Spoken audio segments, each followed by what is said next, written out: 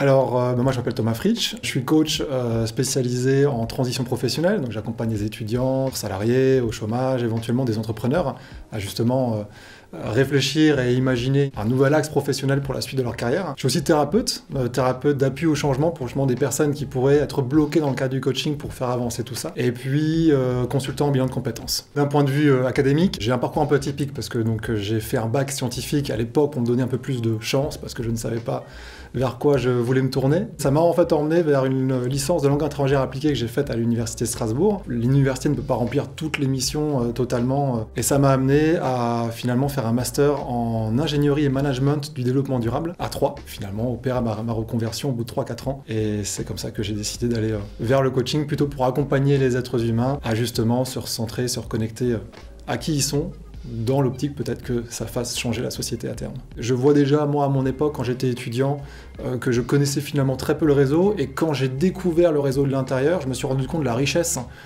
qu'il y avait à y découvrir, et je me suis dit, mais c'est top, en fait, si je peux, moi, participer à développer à ma manière, avec mes petites interventions à moi, ce réseau-là. Et j'avais envie de rencontrer des gens, j'avais envie de passer des bons moments. J'ai tout de suite senti qu'il y avait un état d'esprit très humain. Je sentais qu'il y avait cette volonté de vouloir aider les jeunes diplômés, le personnel, puis aussi les étudiants d'une manière générale. C'était aussi, mine de rien, quand même une manière de pouvoir, moi, me faire la main sur des interventions collectives, sur du coaching. Donc ça a été vraiment du gagnant-gagnant, je trouve, des deux côtés. Je me souviens d'une personne, par exemple, que j'ai accompagnée lors d'un événement, qui est venue en me disant, voilà, je me sens pas forcément très bien dans mes études, mais peut-être que tu vas pouvoir me dire quelque chose étant donné que tu es coach sur moi. On a fait un coaching de 30 minutes durant l'événement. Ça a complètement bouleversé sa manière de voir la suite professionnelle pour lui. Venez aux événements parce que parfois, une personne, une parole peut tout changer, peut vraiment changer la direction de votre vie. Et si vous êtes intervenant ou alors professionnel, quand vous maîtrisez votre sujet, ça vous prend pas beaucoup de temps, on voit tout ce que ça apporte, on voit tout l'impact que ça a. Là aussi, essayez au moins une fois. Je pense que j'ai envie de continuer de faire ce que je fais depuis maintenant 7-8 ans. Continuer de transmettre au travers notamment de conférences et d'ateliers, continuer de donner des outils. C'est vraiment pour moi une occasion de pouvoir remplir cette mission d'enseignement qui m'avait inspiré au début de mes études et que je peux faire au travers du réseau. Ce que je pourrais souhaiter pour le réseau Alumni pour son anniversaire, déjà un joyeux anniversaire.